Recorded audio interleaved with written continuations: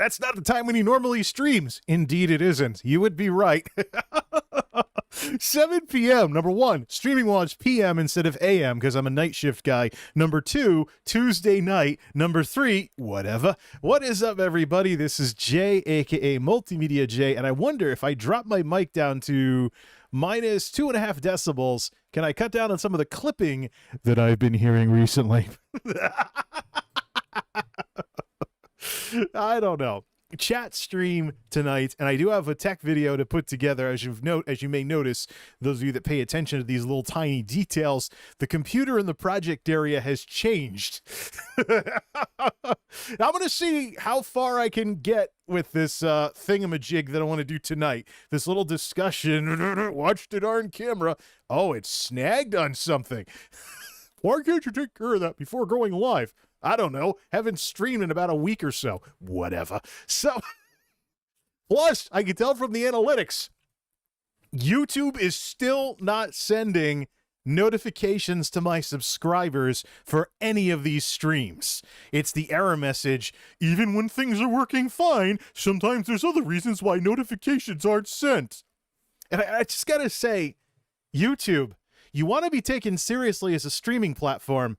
Signing all these big name streamers who are going to come to YouTube with baked in audiences is only going to go so far before people figure out what's going on under the hood, especially when your own analytics teams are giving more and more robust numbers in the creator studio so people can connect the dots instead of having to guess and find out where the technical deficiencies are in the platform. YouTube, you can't do this forever.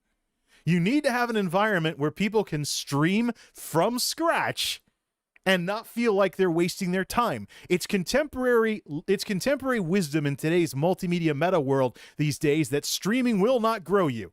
People say, oh, it's a Twitch problem. No, it's an everywhere problem. If you think about the basic social skills involved in what it takes to stream and what, introducing yourself to other people. If you think about what it takes to do that, then it shouldn't be any surprise that there are problems with trying to grow anything on the internet via streaming. Imagine if, for example, I walk up to somebody on this and I've never seen before, and I go to introduce myself to them.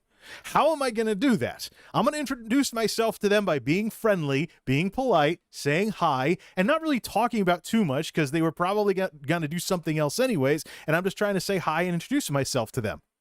Now, here's what streaming looks like with that very same metaphor.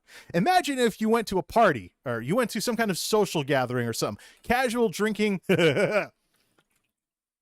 Imagine if you went to some kind of social get-together, you see someone you've never met before, and you want to walk up to them and ramble at them for 6 hours. You're going to scare them off. Like, who's this random person that expects me to stand there and listen to him blabber away for like hours on end? No, I want to know a few things about this person first to make it worth my time to sit through all that. It's like, we're not college professors giving lectures here. We're individuals. Somewhere, I realize it's popular on the internet to forget the human side of the fact that we're all human beings connecting through computers. Unless you're a bot or something like that, in which case these platforms are going to try and ban you for that anyways. Well, in most cases, like spam bots and some other stuff like that. Or, that kind of crap. I know there's bot services like chat bots and automatic moderators and stuff like that. Another discussion. But you see what I'm talking about here. You got all these people starting from square one wanting to be stream grinders. And it's not the way to go because you're going to have to get lucky. Someone's going to have to tune in at exactly the right time or watch the stream after the fact. And YouTube's the only place with a lot of that going on in the first place. And happen to arrow over to the right point. Maybe if you have a cool person in your audience or you're really good at clipping yourself, you can send your own clips around social media and get people to watch the rest of your stream by sending YouTube clips around, because that's one of the huge things with YouTube clips is that you can turn off the limitation and see the whole thing and arrow around and stuff like that, assuming people want to do that. For the most part, though, people want something quick, convenient, and like that, because everyone's got busy stuff going on in their lives, even the people who aren't busy. If I'm a retired guy 60-something years old, 70-something years old, sitting home watching television. I'm probably busy keeping up with all my shows. It's like, I mean, I'm not just saying this because I grew up with sitters who watched soap operas, and they had to keep up on all their soaps back when there was more of them on the air. It's just the way people are. And until you realize that that a lot of this online media stuff is really social skills 101, and it matters how you think of other people and how you interact with other people, you really don't deserve to go anywhere on any of this. I mean, if you think, for example, that just by showing up and playing a video game, people are going to dono you, wrong. You need to provide value. You need to provide value, and people have to feel like it's worth it to support you as a creator. So it's like there's some stuff going on right now on Twitch with big streamers, the way they're using the new Twitch ad manager, as it's called, which is little more than a scheduler. It's basically Twitch's backdoor to introducing mid-rolls into Twitch. Some of these big streamers are coasting on their prior success by putting ad breaks in every X amount of minutes and then not really doing anything to cater their stream to when they know the ads are going to be playing. Why? Well, people can sub if they don't want to see the ads. That's the wrong attitude. I'm curious how many big streamers who I've seen doing this are going to be stagnating over the next couple of months and wondering why their channels aren't getting the viewers they used to. It's because people aren't idiots. People aren't idiots. People aren't going. If someone has the choice between watching you not caring about your audience and randomly getting interrupted with unskippable mid-rolls, and someone who doesn't, or someone who at least steps up to the plate and gets responsible, and they run their stream like a television show. They watch the timers, they know when the ads are playing, and they make sure that if the mid-rolls cut them off, that the audience isn't missing much. See what I mean? This is one of the things you'll see all over the place, not just in online media, but in life in general. There's often two ways to get things done. Either people have to work to make themselves better and improve themselves, or the other party, in this case the organization, the company, the video game, the MMO, whatever, has to cave and sink down to these people's level instead of presenting them with a challenge that makes them want to be better. This is one of the situations I ran into this afternoon with one of the worst ESO groups that I've been in random dungeons in a long time. Tank, talking Twitch speak, Keck W'd every time the party wiped, and the party wiped a lot. Wound up just quitting the group on the spot. Haven't done that in an extremely long time in ESO. Not going to put up with that again either. If I go in and they start talking like Pepe frogs and stuff, like they're a bunch of Twitch culture, like toxic people who aren't going to play the game right, I'm out of there. Why? Number one, ESO is a game that doesn't force you into group settings. There's plenty of other things you can do if people aren't cooperating or playing well that day. Number two, you cannot support the progression of bad people, because if they don't have a reason to get better, they're not going to get better. The people who throw on heavy armor and don't ever taunt, that wipe your groups as a so-called tank and make fun of everybody else because they keep dying, because they don't want to mitigate properly or get the right gear. You can't be supporting these people because it's not going to get any better. You'll carry them into higher difficulty stuff. They're going to be still going to be a problem, and you'll have gained nothing. As opposed to, you get good people that want to get better, and they rise to the occasion. They step up to the plate and they take initiative. These are the people that are going to be far better at handling the increased difficulty and the increased challenges of what comes down the pike. But when you have somebody who's like this and they're throwing, don't put up with them. Do not support their progression in any way, shape, or form. If they're in your guild, kick them out of the guild. If they're on your raid team, kick them off the raid team. If in Final Fantasy with the statics, if they're in a static group, kick them out of the static. Don't be afraid. I mean, you're not helping your progression by bringing along somebody who isn't going to actually try to play the game properly and is just going to blame their teammates for everything or laugh at them, which is even worse.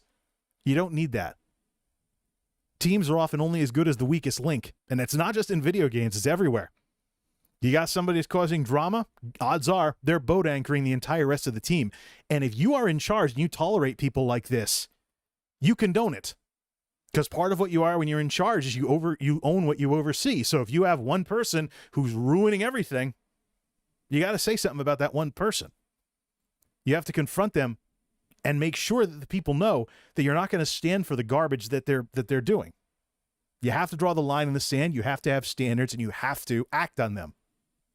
Otherwise, you're not helping your team. You're actually sabotaging it. And it's interesting when you sabotage your team because you won't do something about somebody else. And that's not just a thing in video games. Okay, some new subscribers. Let's see here.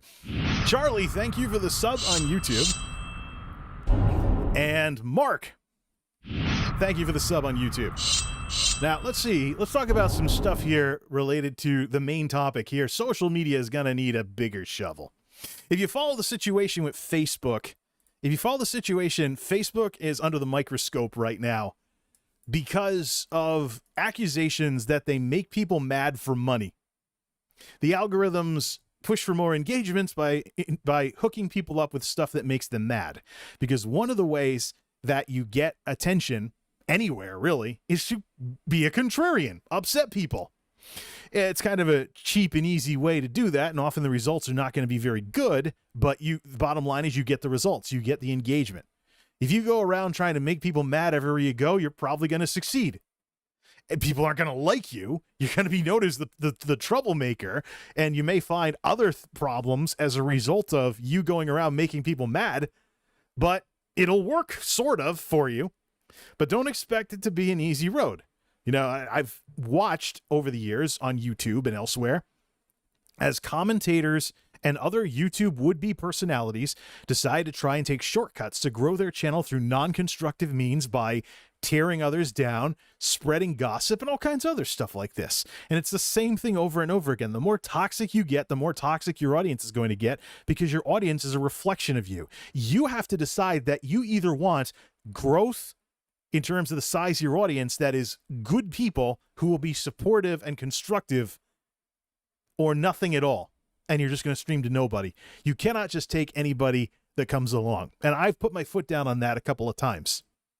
There's a guy in my comments, he was commenting on a couple of videos, and then he started getting racist. And I was like, oh, this will be good. Let's see if he figures out. Let's see if someone comes over and chews him out. And eventually someone did, and then I ended up banning him from the channel. But it wasn't just him being racist. He was also insulting the intelligence of anybody who knows anything about what I was talking about. So it was one of those things where people hope that you know less than you actually do, and they turn out to be wrong. But it's just the thing, though. You got to decide what you stand for and how you're going to grow your channel, if it grows at all. And you have to have standards for things. And part of that is, what kind of people am I attracting, demographics, and who am I going to repulse? So I did gaming videos, for example, during the AVGN versus Irate Gamer era. I made the deliberate decision to make sure that I would bore away the people that wanted a continuation of the arguments between the two groups. And so, style-wise, I was more likely to resemble Mark on Classic Game Room than James or Chris. As we know, we had toxic people in both camps at the time who were going around trying to start trouble, and if you appeared to side with one or the other group of fanboys would come after you. So I was like, look, I'm not here to get caught up in that drama. I'm here to just talk about video games. I'm here to do like retrospective, nostalgic opinion videos on video games like Cruising USA and whatnot, or games I had currently like My Fitness Coach. So I made the stylistic decision to just talk about the video games and not get caught up in that mess. And some of the people who, many of the people who were hateful towards either James or Chris are no longer making videos on YouTube. They didn't stick around because when the drama got old, they didn't really bring anything to the table, so they weren't interesting. Their numbers dropped, and they thought YouTube was censoring them, and it became a death spiral of them thinking YouTube was out to get them until they finally left. So there's a lot of these growth gurus out there that are talking about grow your stream, grow your YouTube, da da da da. But the end does not justify the means, and you will live, or you will live with the consequences of how you chose to pursue advancement on these platforms. If you want to go out of your way to make people mad, don't be surprised when you succeed, and don't be upset at the consequences when you succeed. Let me give you a good example. There are Twitch streamers who grew their channel through toxic crap, and now they've gotten to the point where they can't host or raid anybody. Why? Because the people they banned on their channel are not banned on the channel they host and raid. So the minute they're still watching, they're still hate watching them. The minute they go to the other channel, those people are unbanned now. And until they get banned on the other channel, they're just going to start all kinds of crap in the comments. And now that the monster is out of the cage, so to speak, it ruins the impression of the person that did the host or raid. See what I mean? Not a good thing. Not a good thing to be doing when Twitch has all kinds of problems right now with people programming spam bots to do hate raids. Never mind actual people who are going to go over when a big streamer or someone like that who grew through toxicity raids someone, and all the banned people are now unbanned and can start spamming the chat with all kinds of bad stuff. So yeah, it's what's happening with Facebook. What's happening with Facebook is not something unprecedented. The media is out there making a big deal out of Facebook trying to grow by making people mad through engagement and sell, ads and all kinds of other stuff. Keeping people engaged and keeping people involved on the platform because they're being introduced to stuff that makes them mad and makes them keep coming back and, clicking on more stuff because they're mad and they just want to show the other person that they're right or whatever. That's not anything new. Before all this internet stuff, there were radio folks who did that, some of whom now have to be concealed carry people because they're worried for their safety because they've spent years making people mad on the radio, and they're worried someone's going to track them down and come after them. Is that what you want to be known for?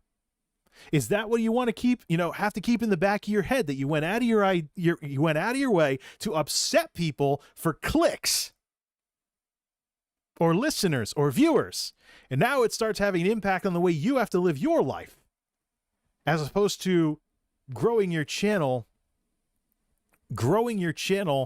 through something constructive or being known for something constructive, to where people by default will tend to like you more because you're not resorting to those little tricks to try and grow whatever it is that you're doing.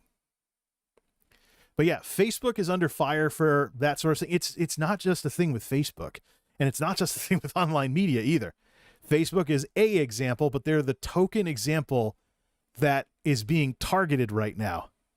Facebook is a example, but they're a token example of what's being targeted right now. They are not the only one. This is a way bigger problem that goes far beyond Facebook. Let me give you a good example. Twitter. Twitter is basically had a run-in this afternoon on Twitter, finding out that I've been blocked by one of the worst people I've ever encountered on YouTube, who abuses the systems to get people silenced.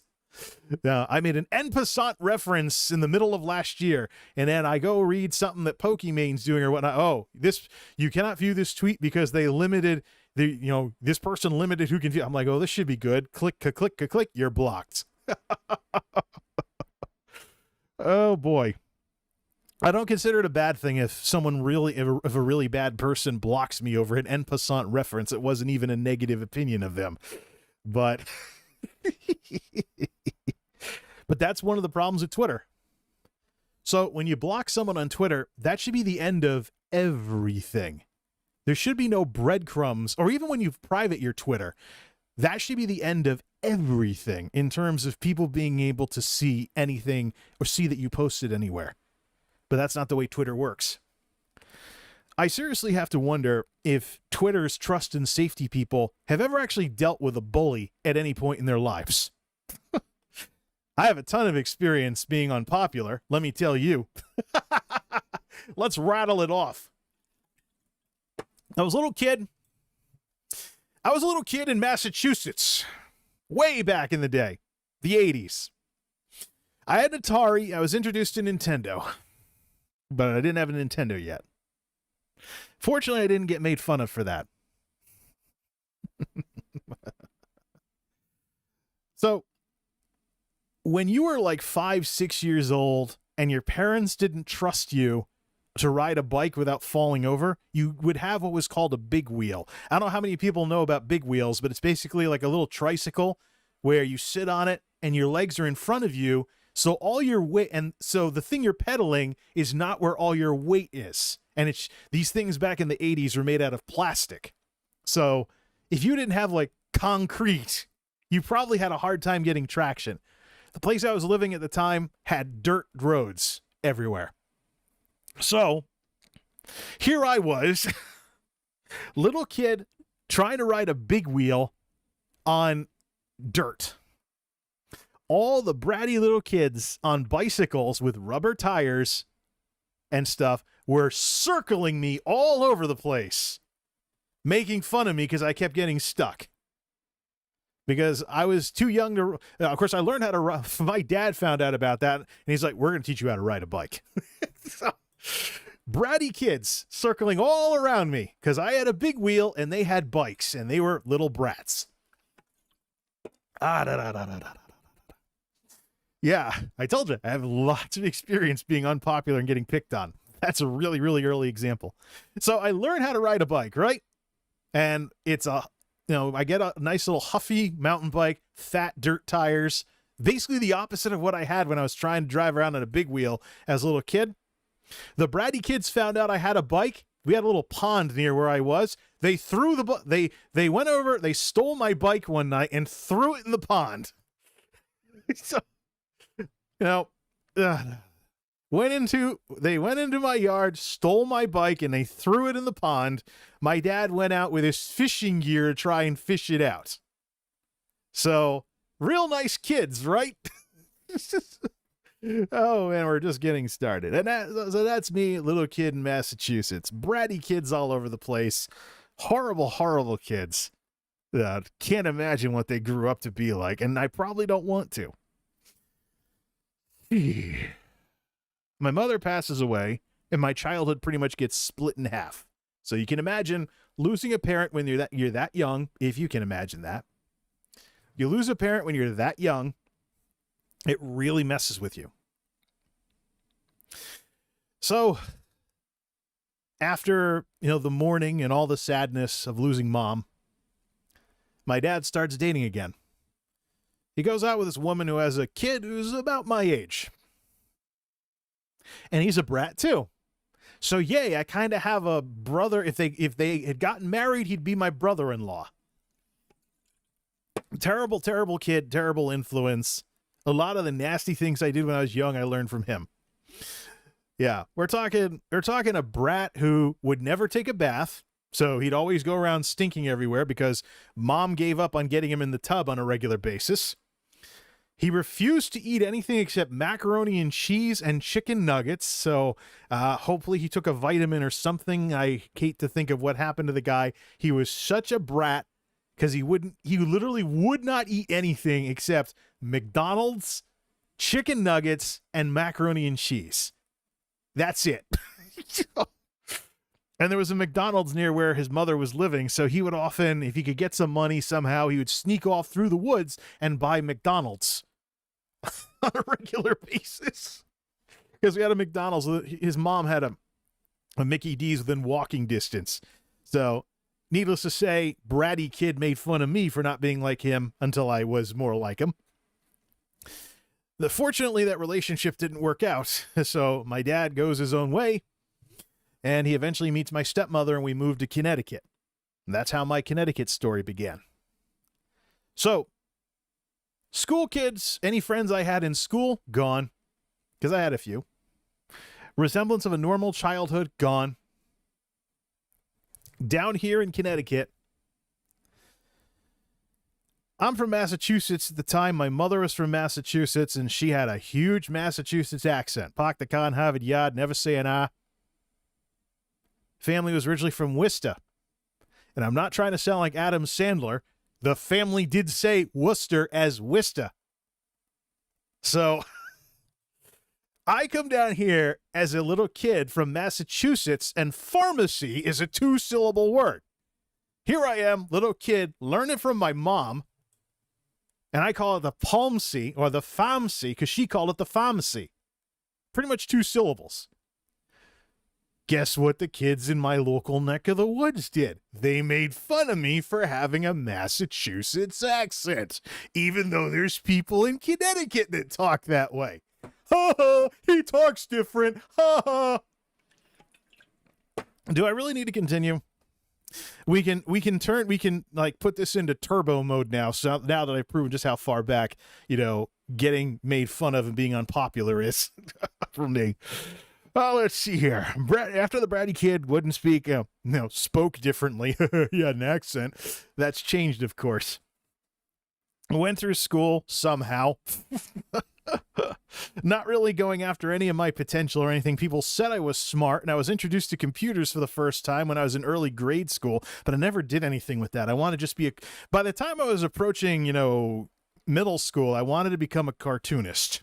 So my interest in computers and technology didn't take off until basically some folks sat me down amidst all the crap I was putting up with in school, and they said, look, you can't let what's going on around you destroy the rest of your life.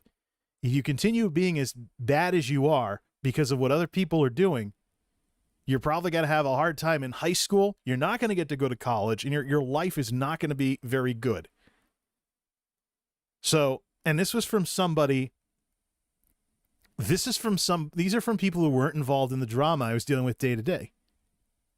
At the same time, my dad was getting me involved in the church again. The biggest thing that the church did for me was added a whole nother part of my life besides home and school. So if home and school were bad, I had friends in the church youth group. We went to services on Sundays. We basically built a better perspective by being involved somewhere other than home, work, and school. There's a whole nother scene we were involved in. So if everything else was bad, we had another chance to see something that wasn't so bad. And we're talking about besides all the preaching and singing songs and stuff, we're talking about people that were involved in the community, doing charity type stuff, things like that. It was just an alternative to whatever bad stuff we were dealing with the rest of the week. The effects of all that were enough to improve my perspective enough to calm down and actually try to do something constructive with my life. But even that got me made fun of. Okay, I got involved I'm curious about computers because my underfunded schools finally got a Macintosh instead of a whole bunch of Apple IIs, right? We had Apple IIes and occasionally a 2GS if we were lucky, but mostly 2Es and 2Cs. First computer I ever used was a 2C in early grade school. 2E, 2C, but getting into computers made me a nerd. Wanting to do better in school made me a teacher's pet. Wanting to be my high school's valedictorian until I got it made me both of those things again. So every time I've wanted to do well in my school days, except college, it was something bad, and that was something I got made fun of. Didn't help that I was going to school with the younger brothers and sisters of the grunge kids who were moping around in flannels about how they're going to be losers the rest of their life. And guess what? Just because it was popular. And guess what? They were full of it. Some of these people went on to have very successful careers and even become management and without going to college. So they didn't half believe in the stuff they were peddling. It was just an excuse to make fun of me. Because I was the nerd, I was the teacher's pet, I was whatever. So finally, in college, everything changed. So wanting to do something constructive with my life got me made fun of all throughout the rest of my school days. Not wanting to do things, not wanting to be constructive, got me made fun of before then. So in college, it was a totally different animal. In college, I was made fun of because I didn't want to join the drinking scene. I'd gotten a bunch of scholarships. I'd gotten a whole bunch of scholarships, and I wanted to make sure that I got the most I could out of this opportunity that I was the first in my family to have. The most anyone in my family before me had done was some what would be called some college on the demographics things. Nobody had ever completed a degree before. I was the first one to do so. That's one of the reasons why I wear glasses when I'm not doing the sunglass thing for these MultimediaJay things. Burned my eyes out in college, usually on about 5 hours of sleep, doing all the studying and reading because, hey, this is a first in the family opportunity. I want to make sure I did well. So not quite as obsessed with being number one. I still want to graduate with a fancy Latin title, and for me it was magna cum laude, which I did. But I decided to have some kind of a life. And I decided to get, but not get caught up in the drinking scene because a lot of people that I went to, there were two groups of people that I had never had to deal with before when I went off to this college. Rich people and people who wished they were rich. The second group was pretty bad. There were some people coming from rich families who could blow money every weekend and essentially buy 4 more years of childhood by going to college. And then there were their friends who weren't quite as rich that graduated with a crap ton of credit card debt on top of their student loans. And this is pre-Card Act. So who knows what other fees and other crap are on there. I wouldn't be surprised if the credit card debt led to them a lot of them declaring bankruptcy. So I was trying to keep my head on straight and not blow all kinds of money on getting drunk every weekend. And that's where I kind of turned into the kind of introvert, plays video games on weekends and stuff. And once folks had written me off as somebody who was never going to get with the program, I was pretty much free to do what I wanted. And it got better when I, was able to get a single room senior year, just study, play Morrowind, and not get caught up in all the people blowing all kinds of money, because I knew those numbers added up very, very quickly. We were all graduating with student loans. We were all going to graduate with student loans, and then you had these people with like years of partying on maxed out credit cards, however much interest that had.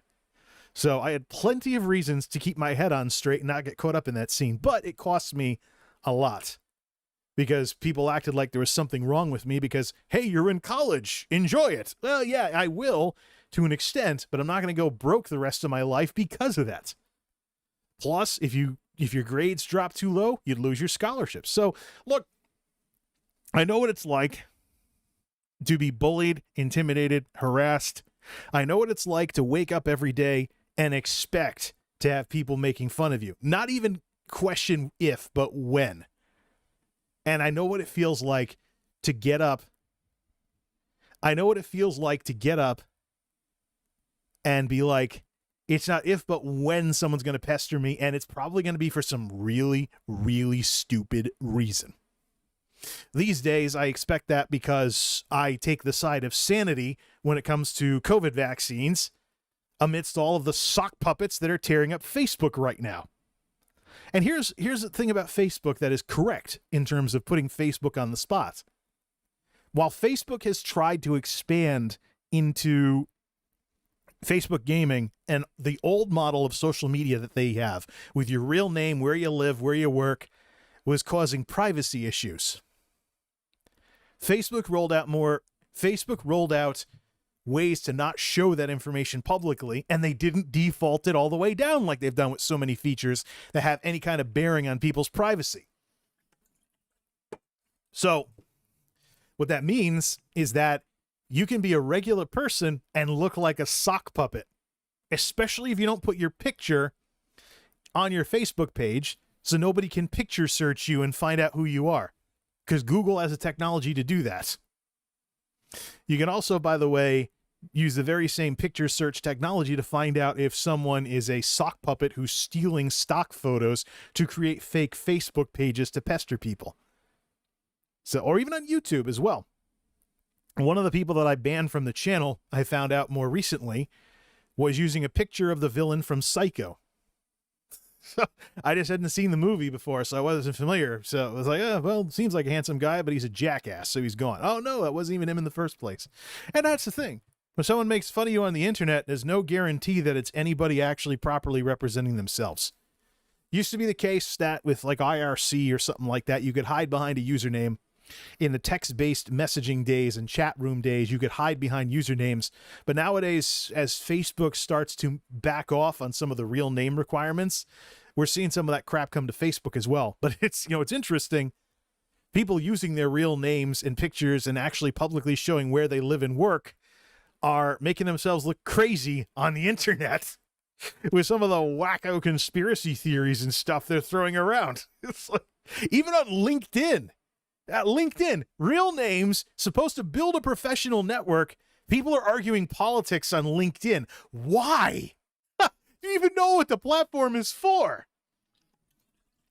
Oh, yeah. I totally want to hire you because the tiniest little thing sends you on these humongous internet tirades on LinkedIn where everybody is one click away from seeing your name, your resume, where you've worked. You know, oh, they work for this company right now. I'd better not ever go work for that company because they hire nutcases. You know, it's just like people just don't.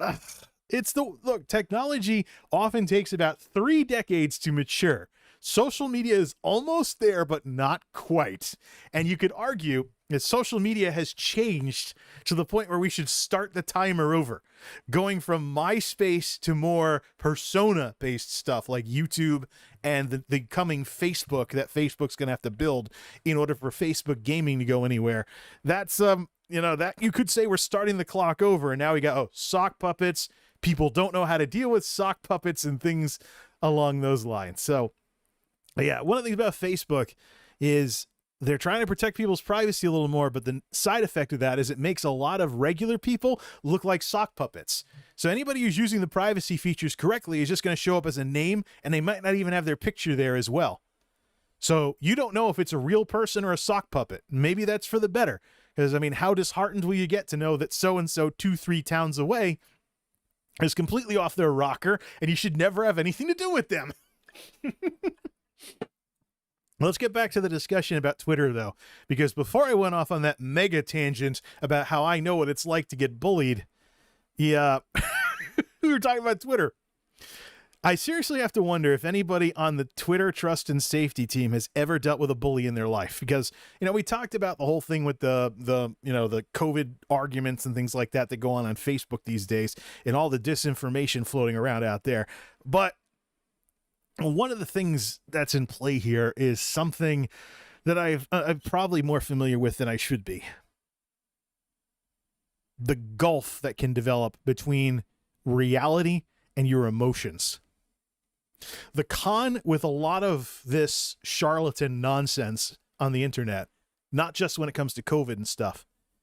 The long con with all of this charlatan crap that you see these days is to get you emotionally worked up so much that you shut your brain off. Make sure that your emotions get so jacked up that you can't think straight, and you don't think straight, and you say stupid stuff yourself.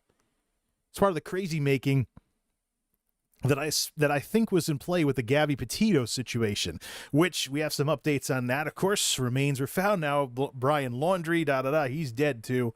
But before all this really started getting morbid, there were signs of violence in both directions. It wasn't just one way or the other.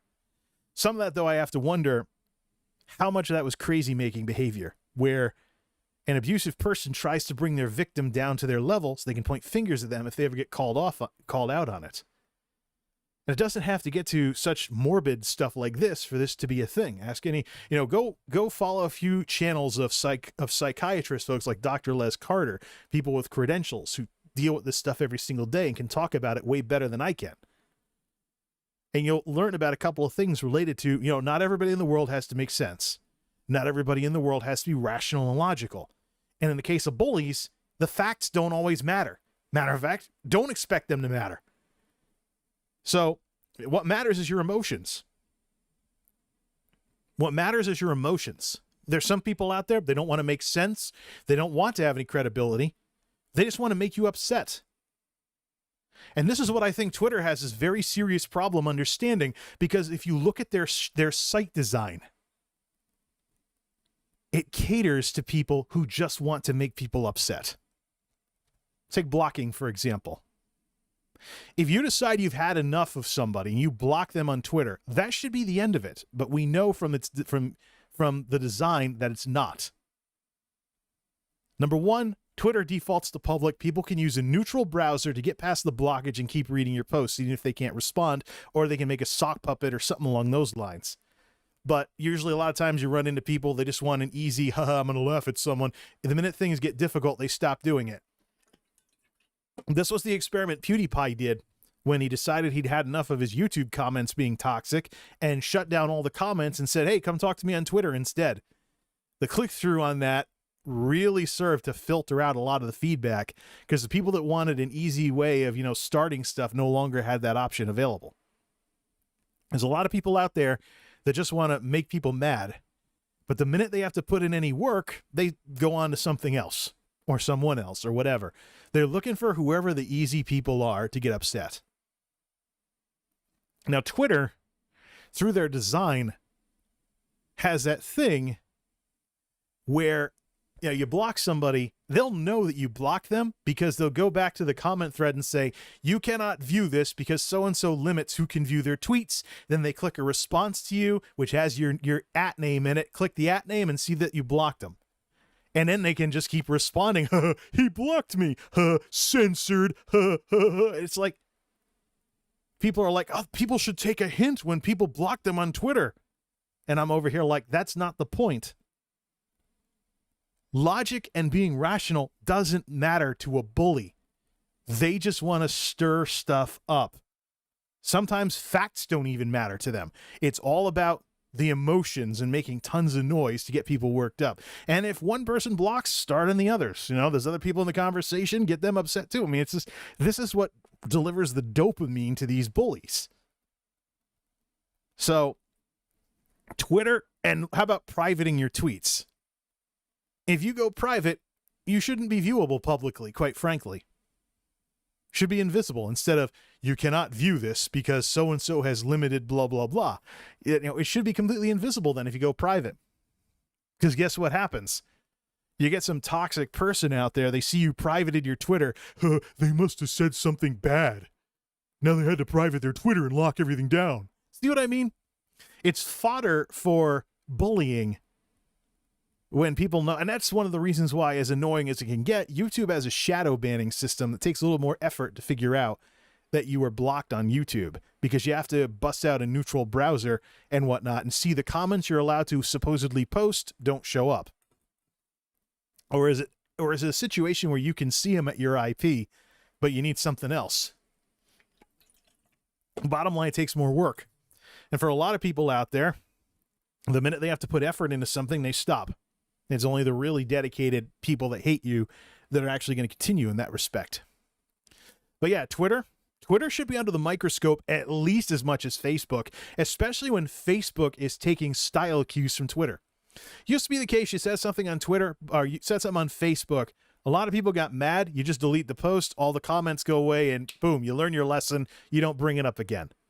But now, the same toxic behavior that happens on Twitter can happen on Facebook, because Facebook adopted Twitter's way of doing things. You say something, a bunch of people troll you, you delete your post, it says the thing that these people were responding to has been deleted. And now they get to be like, ha ha, we made him delete his post, we win, we win. You know what the formal term is for that? It's called mobbing, decentralized harassment. It's something that I first started hearing about with corporate harassment training this year. So corporate America is figuring this out because, quite frankly, if people feel intimidated at work, you're not going to get the best performance out of a team when there are certain people that are the pariahs that are constantly getting cold-shouldered or, left out of important communications or treated like garbage. You don't get the best results from your team if there's one person that's intimidated out of doing their best because of the people around them. So you just have this sort of thing going on, and it's just, I'm waiting for any of these platforms to start talking about mobbing. Twitch, I think, would be the first to do it. Twitch actually tries to refine their harassment policy. Sometimes they create unintended consequences that chill creativity and expression. Great example. They decided to ban the Confederate flag on Twitch, which makes me wonder, if I played North and South on the NES, would I be risking a ban? It's part of the game. It's part of the historicity of the game because it's based on the Civil War. So it's one of those things that kind of chills creativity. And then more recently, Grand Theft Auto Vice City is getting a redo as well, where what's his name, Cassidy, the hillbilly in Vice City, is going to be wearing more generic biker gear instead of the Southern Pride stuff that you saw in the original Vice City. So if I play the original Vice City and that shows up on the screen, is that something you get banned for?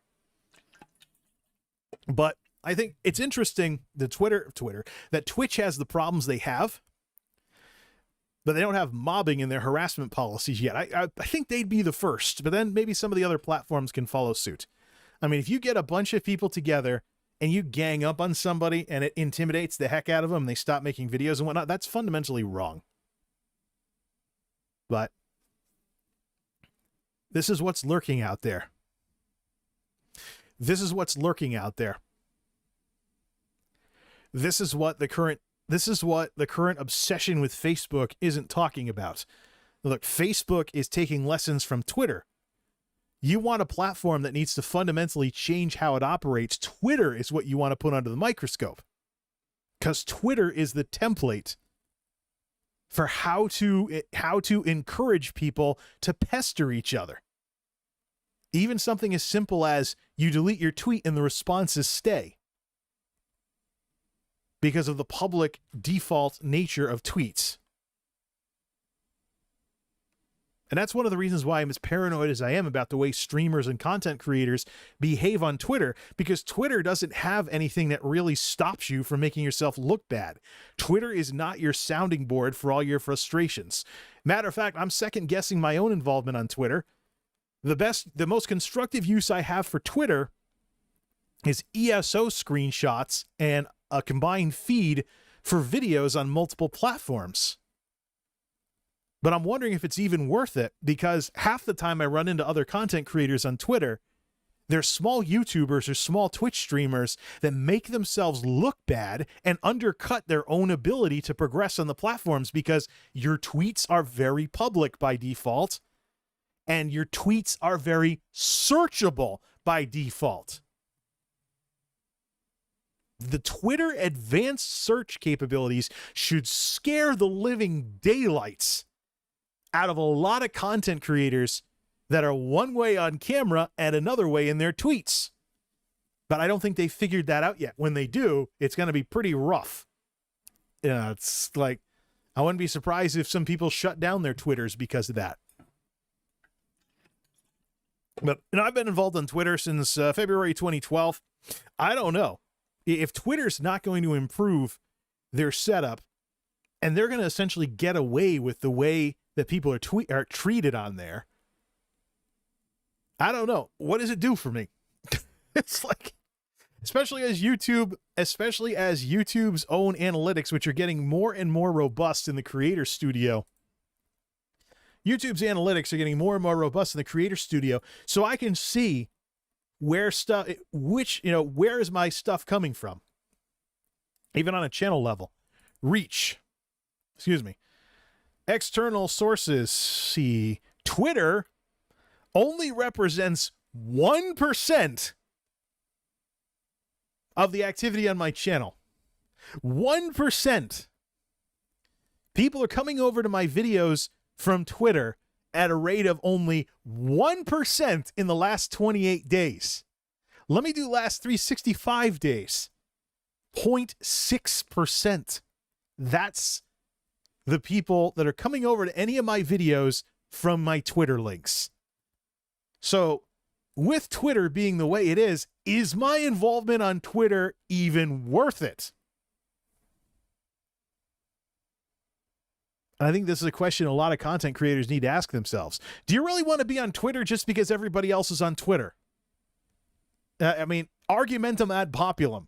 When you know there's a lot of people that don't understand social media properly, they don't understand how there certain things that they make public will make them look bad, and they don't understand how Twitter can very easily make them look bad.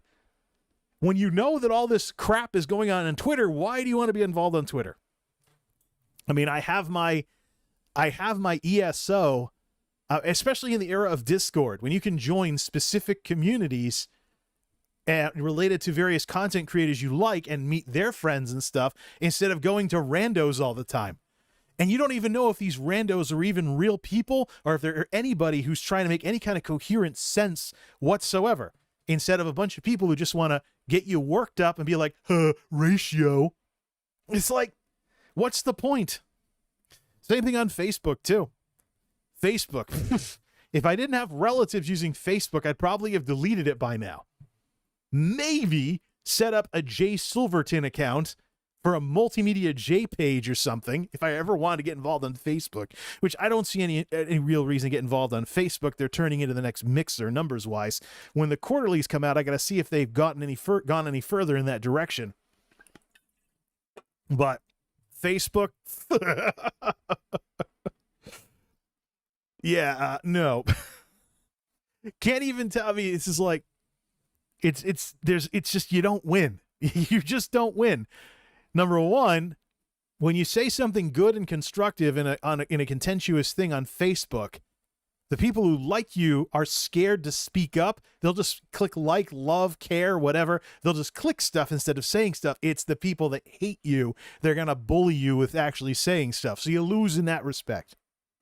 Number two, Facebook tells you, and it can make you, think that the people, the fringe of people who are horrible people in your neck of the woods are way bigger than they actually are, until you get the part two of the story by digging around and knowing that like 3 people that hate you on social media out of like tens of thousands of people in the county, it's just like, needles in haystacks here. You just happen to find all the needles because the internet lets people look like they're bigger than they actually are, including for negative stuff. So you lose on that front. And lastly, you don't even know if these are even real people. Facebook has changed things up to the point where you can't tell if someone's a real person or a sock puppet if you don't know them in real life. So defeats the purpose of friending people on Facebook. Unless you can see that they actually are from your area after you friend them. Do you want to friend them? That's the thing. The person getting upset with you, are they even, they even from around there? There are groups on Facebook that are organizing to search for some controversial issue and then go troll everywhere. It's why I've been seeing people talking about the COVID thing in Connecticut who are from Florida, Tennessee, Washington State, California, and that assumes they're even from the United States. Because there's another thing going on in cybersecurity these days where foreign governments or foreign nationals who want to mess with a country learn enough English to speak it okay, and then create a sock puppet account and pretend to be from the United States to get Americans mad.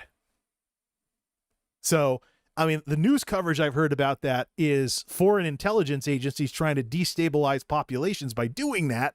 But what's to say some rando from somewhere else in the world who doesn't like the U.S. couldn't do the same thing? It's not that hard. Just don't get banned.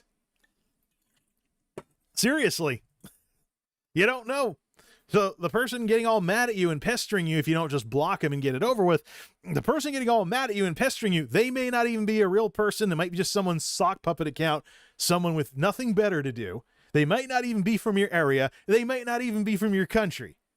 You just, but because it looks like a person typing on the internet, you tend to treat it like it's always a person typing on the internet, and you tend to take it as seriously as a person typing on the internet. What do you gain from that? So, Facebook, problems. Twitter, problems. How about Instagram?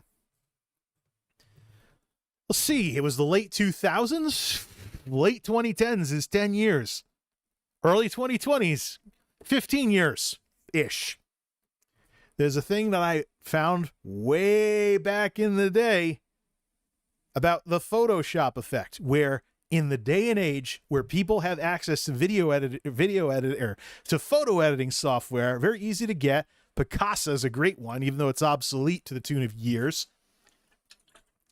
But with such easy access to the ability to modify photos and even built-in filters like on Instagram, it is far easier nowadays for individuals to do what celebrities had been hiring people to do for years, to retouch every single photo of them to present a distorted image of themselves for the public to see. So Instagram, the problems people are calling out Instagram for have been a long time in coming. And all of it is because people don't understand just how easy it is to do this stuff. You know? There's a video in my classic YouTube playlist, Sarah from Sarah Fit, going in like the late 2000s when she was still working with diet.com to a Photoshop artist who photoshopped the heck out of her and made her look amazing. Same way that celebrities were doing at the time, to make sure that no magazine cover, no official picture of them in any way, shape, or form wasn't retouched. So it's just, so what do you gain from Instagram when people can just doctor their pictures to make themselves look better than they actually are? Or how about Facebook depression? Known about this one for the better part of 10 years. People who put the highlights reel of their lives on their Facebook pages so you think their life is better than it actually is, and you don't understand you are only seeing the part of their life they choose to show you. There's more going on behind the scenes, but you will never find that out because they're putting their best foot forward, and you feel like you're worse than them because they're not telling you all the bad stuff. Yeah, getting more hoarse as I do this. I haven't done this in a while too, so I'm a little out of practice. Yeah, I got tech videos to get back to as well. I don't want to get too hoarse. So this is Twitter. What do you get from it? Facebook. What do you get from it? Instagram. What do you really gain from Instagram? I mean, recently I got back into Instagram where I've been taking pictures with my phone, although they allow PC uploads now, but the PC uploads get truncated to be vertical phone pictures. So even though Instagram is getting better at that kind of stuff, I don't think it's a good place to put my ESO screenshots just yet. I'm looking for a social media presence that focuses on photos so I can put some of my nice souped up ESO screenshots on there, but I haven't found a really good place yet. Twitter, ironically, is really good at that because you just put the screenshot up and they can click to expand. So one actual constructive use for Twitter. So, all right. So all these major platforms, what exactly do you gain? I mean, do you have more to gain from being involved on them, or do you have more to lose? It's just like right now. I mean, I talk about Facebook, but one of the things I always have to check myself on because I get passionate about stuff is keeping the MultimediaJay stuff about like multimedia and related topics, not getting too much into personal opinions. Something I don't want to do anymore. Did it before. It's been on my Twitter, been on my blog, been elsewhere, but quite frankly, who cares? It's like there's lots of other people out there that are more regulars with this kind of stuff that can probably articulate better than I can. Some of it too is just plain weird. So if I suddenly get into like ballet dance or something, so some fat dude who talks about computers suddenly wants to talk about how certain ballet dancers pirouette. That's just bizarre.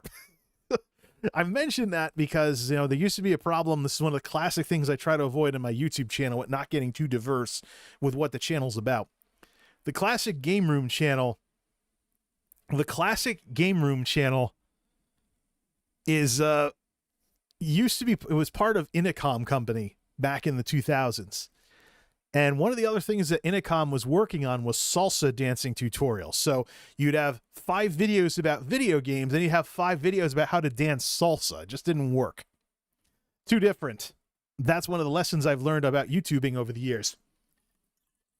So you got to decide what you want to be about. In my case, multimedia, which is broad in and of itself. I can be tinkering with the gaming PCs, or I can be using them to play video games, or I could be talking about smart lighting. I could be talking about presentations. I could fire up PowerPoint. I could fire up Excel and use Power Query to crunch data on things like how the platforms are doing. It's a pretty broad thing to be focusing on. And let me just see something here. Am I kind of, let's see, pulse oximeter? Am I talking myself? No, I am not talking myself into being lightheaded. I just need more exercise. I got some weights I've been pumping too to get all pumped up. So we'll have to do some more of that. Could use some more arm strength with some of the furniture stuff I have to deal with the warehouse folks. But what do you gain? You got to ask yourself with regards to your social media involvements, all of them, Instagram, Facebook, etc. Do you gain more from them, or do you put yourself at risk of losing more from them? And Twitter is the big one to keep an eye on, because you know how many times I've seen streamers wonder why they're not growing. It's because they're a two-face. When they're on camera, they're one way, and then they're suddenly super angry on Twitter. And they don't seem to understand that text on the internet is not good at doing stuff with nuance and sarcasm and other stuff like that. They don't seem to grasp that. And so you'd look like the kind of person that other people have to walk on eggshells around. So now to be involved with what you do, people have to walk on eggshells versus somebody else where they don't. Who wins? This is crazy, And never mind, photogenic media. The good-looking people are going to win over the people that aren't as good-looking. There are people that are better looking than me that'll get views just because they're better looking. Unless they're so lacking in substance that they can't entertain people with their looks. Which, oh well. But I'm willing to acknowledge that. And that's why I'm not going to make a really huge deal out of the pretty girls on Twitch getting a bunch of views. Because, well, the audience wants to see pretty stuff whenever they watch visual media. If people are pretty, they win. If guys are handsome, they win. If people make themselves look better, they win. I could probably win more if I started using makeup. I got a couple of wrinkles. I'm heading towards middle age myself. I could lose 100 pounds, lose the double chin, lose all this other stuff, get ripped, I could always work on that. And, stuff like that. People are so shallow. It's one of the things you'll learn as you get older, just how shallow people are. And it makes you more and more like scratching your head the more you learn about this kind of stuff. But as my stepmother used to say, it's all because of people. So, yeah, social media needs a bigger shovel. Social media is going to need a bigger shovel. We're focusing on Facebook right now, but Facebook is kind of the token example of something that is very, very wrong with the way we communicate and interact with each other online. And the problems go far beyond Facebook. I think Twitter should be under the microscope, and I think Instagram should be under the microscope as well. But hey, while we're at, put YouTube under the microscope, because people can do Facebook depression type stuff on YouTube when they make what their vlogs and whatnot look really nice, and they don't remind people that, yeah, we're editing this stuff to present the best of everything to you. So there's bad stuff that happens in our lives just like anybody else. Don't feel like your life is bad just because what we're putting in the videos looks better. Now, it's like the thing that, and I might as well reshare this on Twitter. It's like the thing, and I put a blog entry about this earlier. It's like the thing that got me, that showed me that got me introduced to the Gabby Petito situation.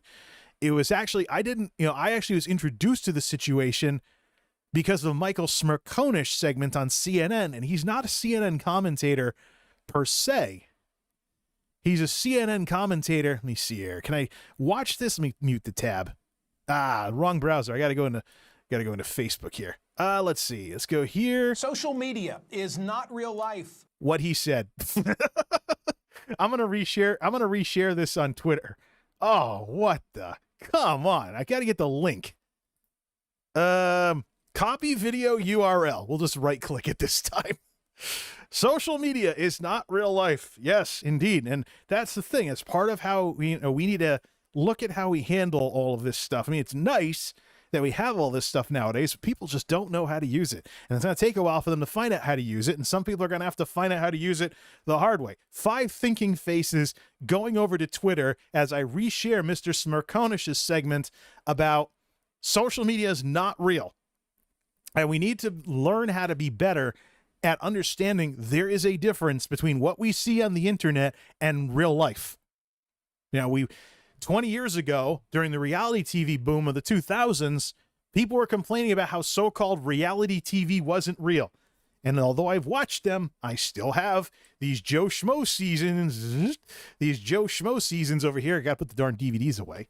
But this show is making fun of the fakeness of reality TV. Yeah, reality TV. And so that's the thing. Don't believe everything you see on TV. Don't believe everything you see on the internet. Definitely don't believe everything you see on social media. Vet who can tell you stuff. Learn a thing or two about the people that, instead of taking what they say, as is, learn a thing or two about the people. Learn a thing or two about the people that you want to be entertained by, informed by, anything by. Don't just take anything I say or anybody else says at face value.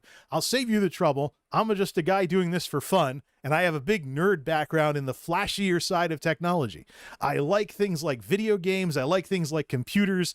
I like things like, PowerPoint and other stuff like that. When I was in high school, I was making cartoons and PowerPoints.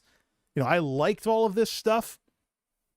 But when you run into a new creator online, get to know what you're dealing with or who you're dealing with before you really start taking a lot of what they say seriously.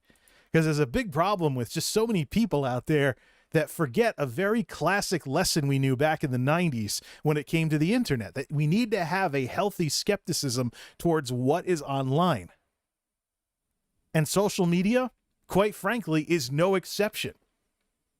Yeah, sure, we have the problems we have with Facebook and everything. But Facebook is only part of the problem. The problems go a lot further. And until we mature as individuals to the point where we can handle this stuff better, we're going to keep getting snookered by it. When we realize, just like in regular offline life, where there were people that tried to go into a group of people and start stuff and spread gossip to make somebody look bad, that's going on the internet. It's going on social media. But we've got to this point where we're surrounded by computers. We forget that these are still human beings at these computers, unless it's a bot. So the old rules still apply. Be careful around strangers still applies. Your mom might have told you that when you were growing up. You go to the park, watch out for the strangers.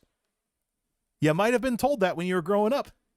Doesn't change now that everybody's on the internet and you can just pop out your phone and look at something online. But that's just the thing.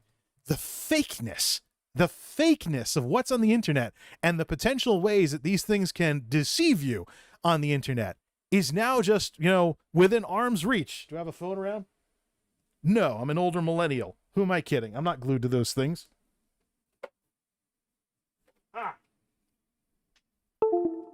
The project area phone. The project area phone. Woo! Yep. All the crap that exists on the internet is within arm's reach these days. And you may be like, I use wallet cases so I don't scratch my screens. All the crap that you used to have to go to a computer for is in your pocket now. The crap we're talking about tonight is right here. So convenient. And people know that. And that's why they're going to try and spin you in circles with it. Whatever. So yeah, social media needs a bigger shovel. It's digging a deeper and deeper hole for itself because people just don't know how to handle it. And these companies need to realize people don't know how to handle it. Yeah, the era of the Wild West coming to an end with this stuff. My prediction at the beginning of the decade was that social media would end up regulated by 2030. The 2020s would be the era of social media regulation. Because at this point, the Wild West type stuff is having all kinds of bad effects on people. Just today, saw something where somebody was talking about, the children's mental health is now a crisis. Because of what? Because you're giving them smartphones at age 6 or something? People are getting into all the crap that's on the internet when they're way too young to have any idea how to handle it? Seriously?